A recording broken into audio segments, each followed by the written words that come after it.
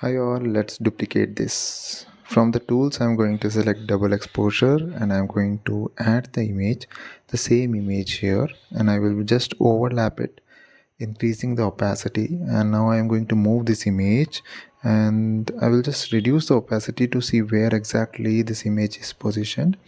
So a little bit more of right. Now I will increase the opacity and select this image.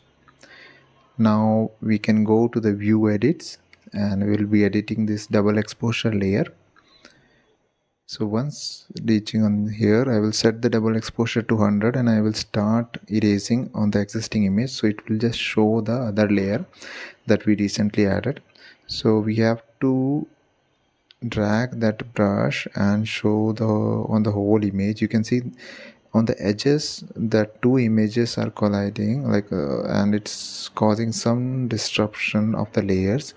So once showing this image, we will reduce the double exposure, zoom in, and we will again drag it so the original image layer will come right away here. Yeah, so same thing, we have to do it, zoom very high, and you can just fix it.